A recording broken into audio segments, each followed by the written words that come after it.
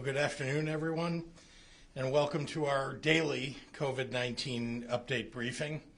Dr. Ezike and I are joined today by Dr. Justin Macariola-Code, Interim Chief Medical Officer at Advocate Sherman Hospital and longtime DuPage County resident.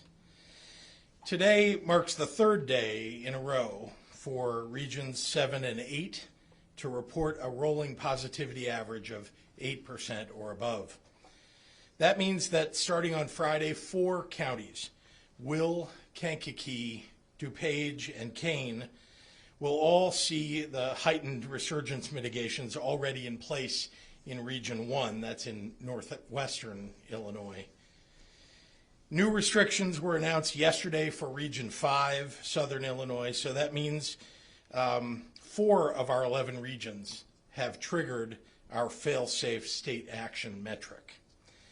By the end of this week, those 4 regions will be operating under the standard resurgence mitigations. That includes no indoor dining or indoor bar service, limiting in-person gatherings to no more than 25 individuals.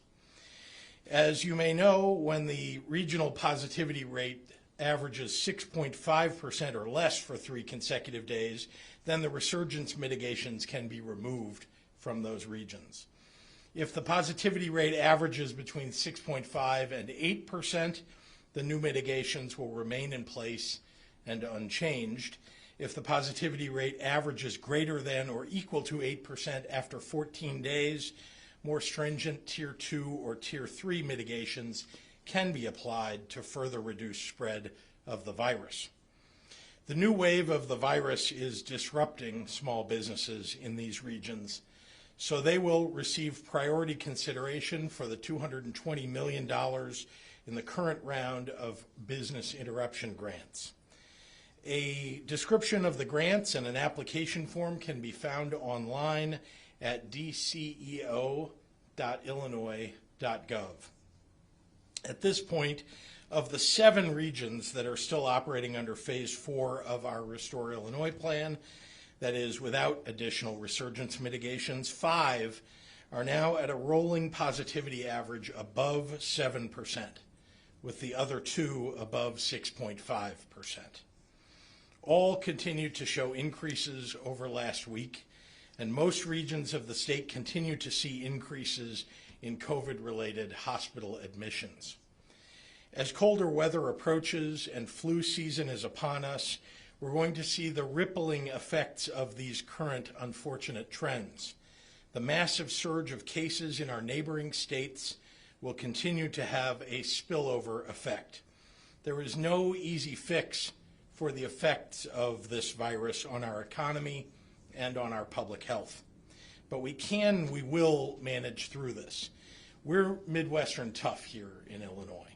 We know how to deal with a crisis, and we know how to take care of each other. If you're getting tired and you've let your guard down, now is the time to pick it back up. Mask up, wash your hands, keep your distance.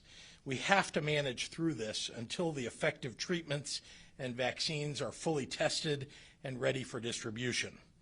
For now, to keep our economy moving forward and to get our kids back in school, we have to do our part to reduce the spread of the virus.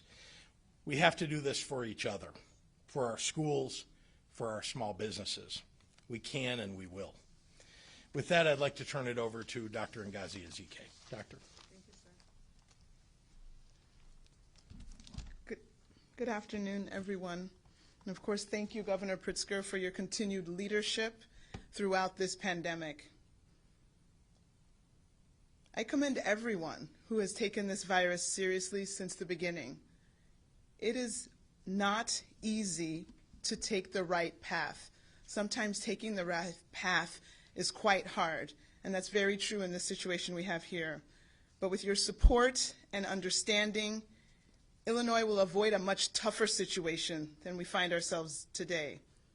We still have a lot of work to do. We must continue to make strides against COVID-19 as the cases, as the hospitalizations, as the deaths grow each day throughout our state. numbers throughout most of the regions are trending in the wrong direction. If your region does have the implemented mitigation measures, please, let's get on board and help our community to get back on track. It's been done before. We did it together as a state to get to phase 4. Let's do what we can to progress further. We know what works.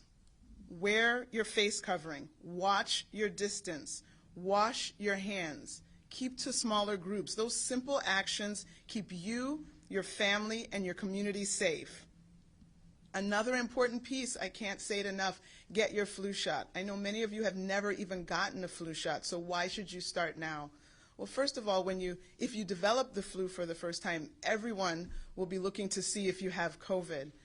But you also don't want to run the risk of getting flu and COVID at the same time, nor do we want to use an additional bed for a flu hospitalization, as we don't have any definitive cures or vaccine for the coronavirus.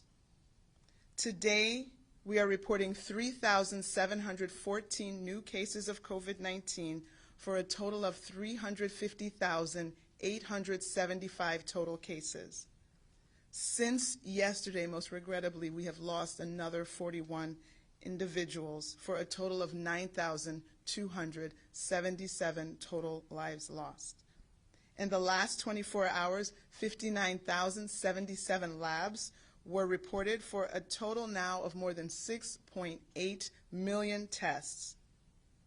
In the hospital overnight with COVID were 2,261 individuals. Of those, 489 were in the ICU and 195 were on ventilators. These figures represent lives, parents, grandparents, co-workers who will not be with us at Thanksgiving. We have a deadly virus that is still prevalent throughout the state of Illinois. Let's please get together, band together, because none of us can do this alone. Individualism won't get us through this pandemic. We have to work together. Buenas tardes. Y gracias al gobernador Pritzker por su continuo liderazgo durante esta pandemia. De hecho, felicito a todas las personas que han tomado este virus en serio desde el primer día. Sin su apoyo y ayuda, Illinois estaría en una situación mucho más difícil de en que la que nos encontramos hoy. Sin embargo, el trabajo no está terminado. Debemos seguir avanzando contra el COVID-19 a medida que los casos, las hospitalizaciones y las muertes aumentan cada día. Los números en la mayoría de las regiones del estado van en la dirección equivocada. Si su región ha implementado medidas de mitigación, le pido que se suba a bordo y ayude a su comunidad a retomar el rumbo. Si ha hecho antes, lo hicimos juntos como un estado para llegar a la fase 4. No hacen más daño al progreso que hemos logrado. Sabemos lo que funciona: cubrirse la cara, cuidar la distancia y lavarse las manos. Esas simples acciones mantienen a usted, a su familia y a su comunidad saludables. Una pieza importante es vacunarse contra la influenza. No corra el riesgo de contraer la influenza durante una pandemia mundial. Hoy informamos 3,714 casos nuevos de COVID-19 en Illinois, para un total de más de 350,000 casos confirmados. Desde ayer hemos perdido 41 vidas adicionales, para un total de más de 9,200 muertes. En las últimas 24 horas se informaron más de 59,000 pruebas de laboratorio, para un total de más de 6.8 millones de pruebas hechas en Illinois. 2,261 personas en Illinois pasaron la noche en el hospital con COVID-19. De ellos, 489 pacientes estaban en la unidad de cuidados intensivos y 195 pacientes estaban en ventiladores. Estos números representan vidas afectadas, madres y padres, por este virus mortal que todavía existe en Illinois. Vamos a hacerlo juntos, porque no podemos hacer esto solos. Muchísimas gracias por su apoyo. And with that, I'd like to turn it over to Dr. Justin Macariola Code.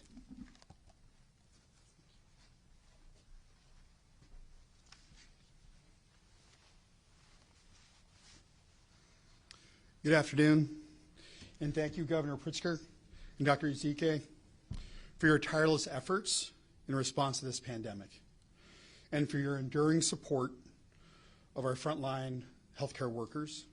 My name, again, is Dr. Justin Macariola Code. I'm the interim chief medical officer at Advocate Aurora Sherman Hospital in Elgin, and also the medical director of the emergency department at Advocate Aurora Sherman Hospital. I'm also a resident of DuPage County and have been since 2001, and have lived in Chicago, or Chicagoland rather, since 1995. I'm a married father of 3 boys, all in school, one in Evanston, one in Elmhurst, 2 in Elmhurst, one in public school, one in Catholic grade school. So I really understand what families are going through during this pandemic. It's been a challenging time. I understand what our healthcare workers and parents, as well as our communities, are facing and have been facing for quite some time. We all suffer from pandemic fatigue. We've talked about it. It's difficult, but this pandemic is not over, not by a long shot. And we must press on. We cannot let our guard down. We are seeing an increase of COVID-19 hospitalizations across the Advocate Aurora system, and the percentage of positive COVID cases are rising. At Advocate Sherman Hospital and across our communities in Kane and the surrounding counties, we are seeing the start of what is most likely the second wave. Wisconsin is already surging, and Northern Illinois is likely next. The actions we take today to slow and spread the virus will define what happens in the coming weeks to months. Wearing a mask, washing your hands, and keeping distance from one another will prevent the spread of this illness and ultimately save lives. I myself have had the unfortunate event where both my mother-in-law and my mother have had major medical procedures during the pandemic, and my family's not been able to attend to them as they'd like to. It's difficult for everybody, for all family members, but we know what to do to keep them safe. If you must gather, please remain 6 feet apart. If you're inside, wear a mask. It's the only way to help keep the spread contained, but it'll take all of us working together to protect one another. If we do not take these basic steps, we won't be able to slow the spread of the pandemic and its potentially deadly consequences. And the harder it will be on our healthcare system, and we will put our frontline healthcare workers in danger as we head into this winter time. So please help care for our communities across the northwest suburbs. So this is an evolving situation. We have surge plans. We meet weekly to discuss the impact of the pandemic and what it may mean for our hospital. We work in collaboration within our system at Advocate Aurora to coordinate care, to reallocate resources as needed, to meet our patients' needs, to serve our communities. Now, as a reminder, if you have mild symptoms of COVID-19, it's best to quarantine and recover at home to reduce exposure of others, but seek medical attention if needed. The state of Illinois, under the leadership of Governor Pritzker, has put together an excellent free program to help you monitor your symptoms and get connected with support you need. We at Advocate are proud to partner with the state of Illinois for the benefit of our residents and for those that are COVID confirmed positive. This includes virtual check-ins, educational information that's available 24/7, alert monitoring, and in some cases, home monitoring kits, which include a thermometer, a portable device to measure oxygen level, known as a pulse oximeter, and other tools. Those in need of these services can call the COVID hotline on our website, advocatehealth.com. Listen, this is a highly contagious virus that can affect anyone. It does not discriminate. At Sherman Hospital, we've seen a disproportionate impact upon our Hispanic community, which we serve. As a large health system, we are committed to the education and the awareness of the virus, and we have included outreach programs and campaigns to our Spanish-speaking families. We know that this year, more than any other year, it's extremely important to get your flu vaccination. As Dr. Ezike had mentioned earlier, this is why we are offering at Advocate free flu shots for our expanding Hispanic communities as part of an effort to improve health equity and to ensure everyone has access to the flu vaccine. Now, everyone that's over 6 months of age should get a flu shot. It's never been more important than now as we're entering this flu season, and of course, we'll be fighting 2 viruses at once. Listen, we know what works to protect our families, our neighbors, our healthcare workers, and our community. Stay strong, keep up your resolve, continue to social distance, wear a mask, and wash your hands.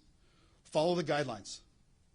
This is a call to serve one another in order to save one another.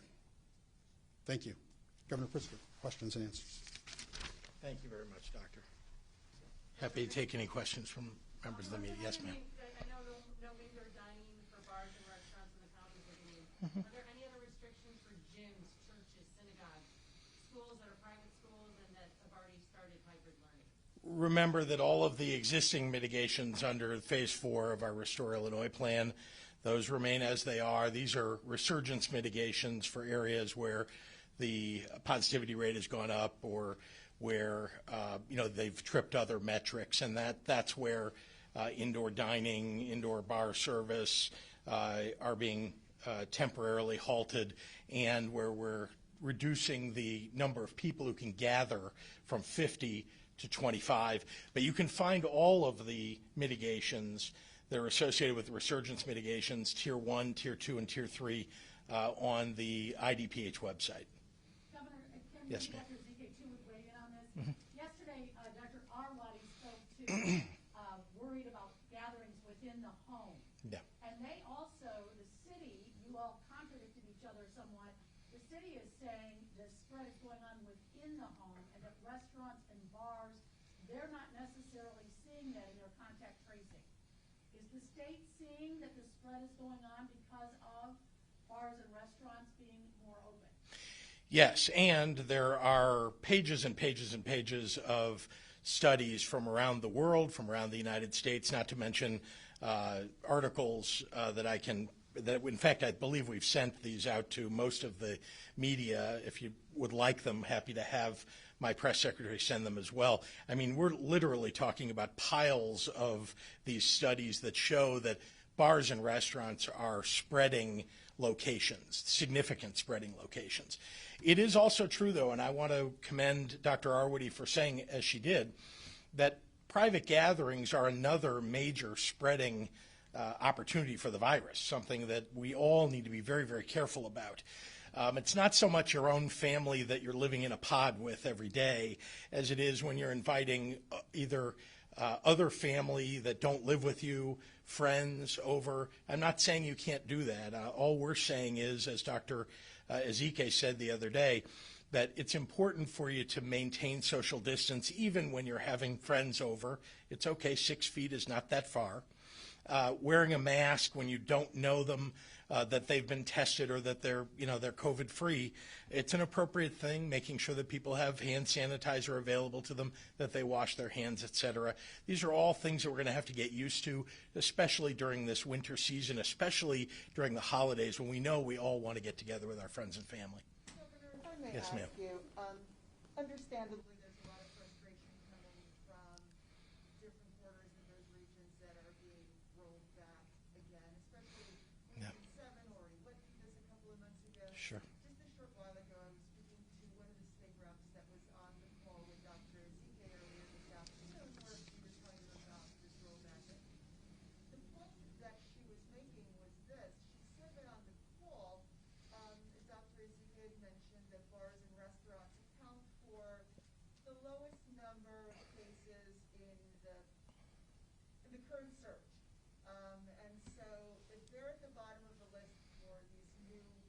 surge, why are we affecting businesses?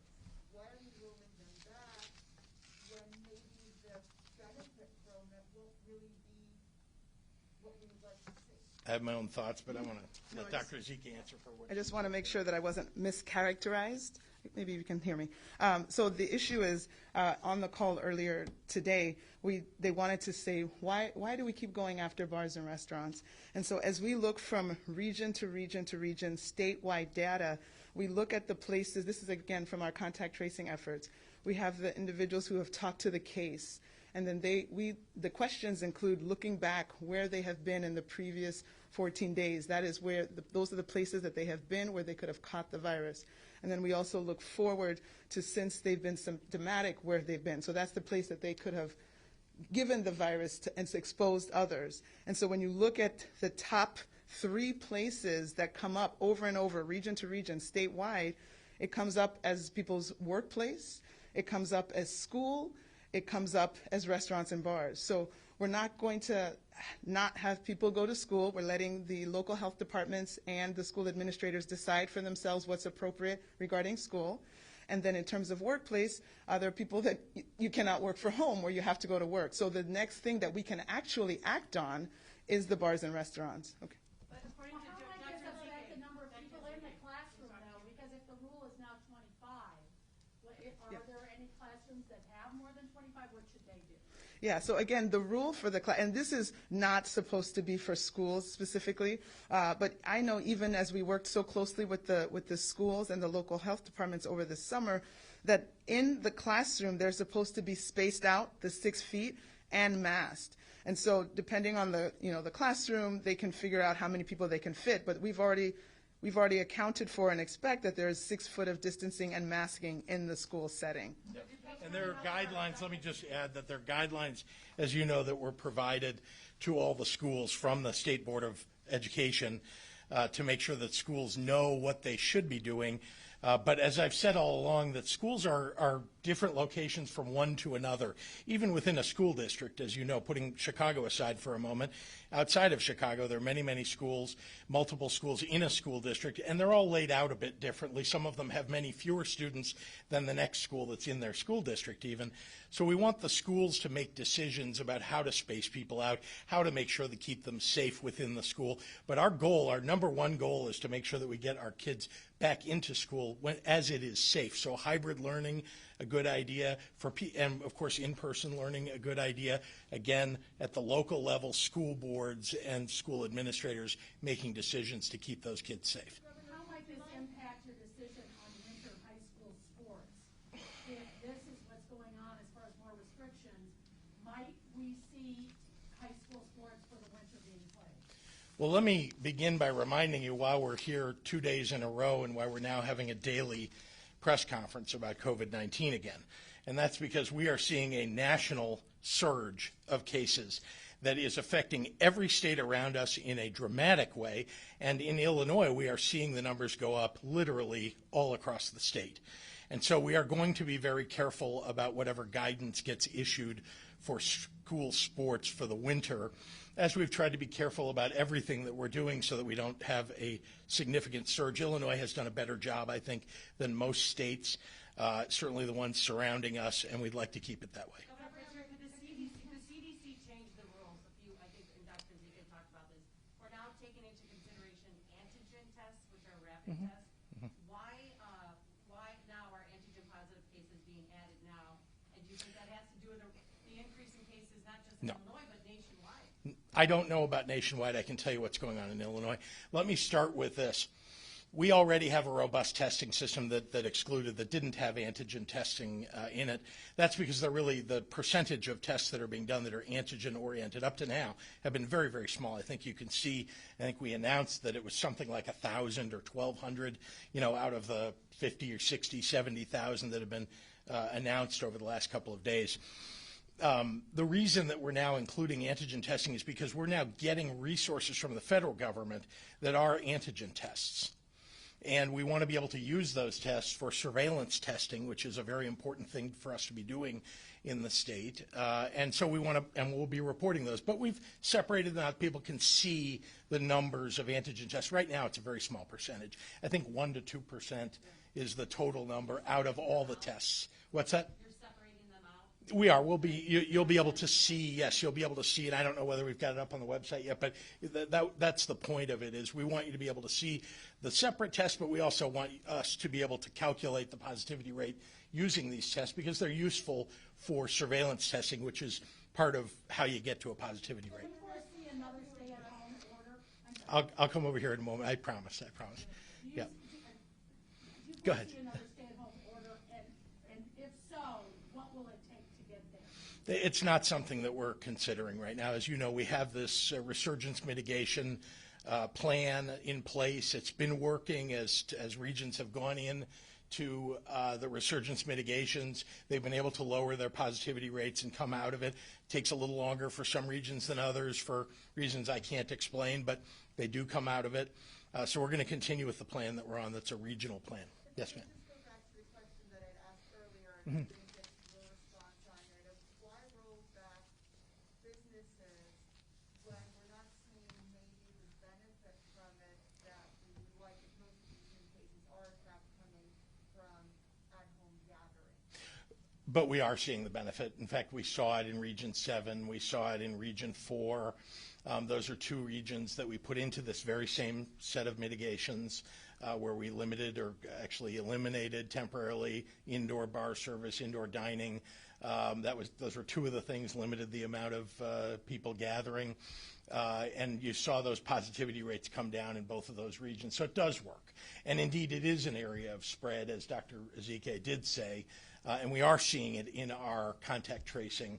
So, this is an important area to focus on. Look, this isn't about punishing anybody. We're not focused on, we didn't pick it just because it sounds good or that we want to do it. It's because all the studies that have been done about bars and restaurants show that these are significant spreading locations. And we want to stop the spread. We want to slow the spread as best we can. And so we're putting mitigations in on a targeted basis to make sure that we bring down our positivity rates so that those businesses can reopen to indoor service. That's our one right here. We haven't taken one. Yes, thank you. We talk about COVID fatigue. For months and months and months, we've been telling people, wear your mask and don't have parties. And at some point, that starts to become white noise. Do you feel, each of you said, wear a mask, keep your distance. Do you feel like the current strategy is still working to get that message to residents? Yeah. I do. And what I know is that wearing a mask works. What I know is that social distance works. Do I think that the messaging works? Sure. Look, there are a lot of people that have resisted because they didn't know anybody who had COVID. They didn't know anybody who got sick from COVID-19. There are a lot of people that aren't paying a ton of attention. They, of course, turn on the TV, they hear about COVID, and they say, I don't want to hear the bad news. The truth is that as time has gone on, lots and lots of people have come to know somebody that got COVID-19 and got sick from it. And I particularly want to, and I said this the other day, at the early stages of COVID-19 back in March and April, I think there were many people who lived in rural areas of the state, who live in rural areas of the state, who didn't see many cases and they didn't see many people getting sick. And they looked at Chicago and Cook County and the Collier counties and said, that's a problem for them. That's not our problem. We don't need to change our lives. And so for several months, there were people that resisted wearing masks. They weren't really listening to it because it wasn't affecting them directly in their communities or seemed not to be. That situation to some degree has reversed. That is to say that Chicago has one of the lower positivity rates in the state, and it's the rural areas of the state that have the highest positivity rates. You're seeing that in Wisconsin. You're seeing that in Iowa. You're seeing that in Indiana. And so we need to make sure that people hear the message again. Because now I think it's personal to people. It is local to people. They do understand it. And when they hear from a local doctor, when they see that their local hospital is getting fuller, when they know people who are getting sick from COVID-19 and having sometimes long-lasting symptoms, I think then it's real. It's more real to people. And so, yes, I think that although people feel fatigue from all of this, and I know we'd all like to go back to the lives that we were living before we ever heard the words COVID-19, the truth is that we're going to have to tough this out for a little bit longer. We do see progress on vaccinations. We do see progress on treatments, and I'm very, very hopeful that in the spring, that more and more people will have those things available to them. What does this mean for the Joliet Casino? It is Will County's largest employer. So the same rules for every region that goes into these resurgence mitigations. They have to close by 11 p.m. And they're under the same. That's another one of those under the list of Tier 1 mitigations under the regional resurgence mitigations. So there's some mitigation there as well. Sorry. Only 25 people inside, or? I can't remember the exact terminology that's in the resurgence plan for casinos. My apologies. There's a lot of detail in there, but I can at least tell you that they too are going to have to make some changes to the way they do business. Thank you. I'll get you the casino stuff, right? Thank you. And the bars and restaurants. Jordan, can you mail out the advanced emails or just bars and restaurants?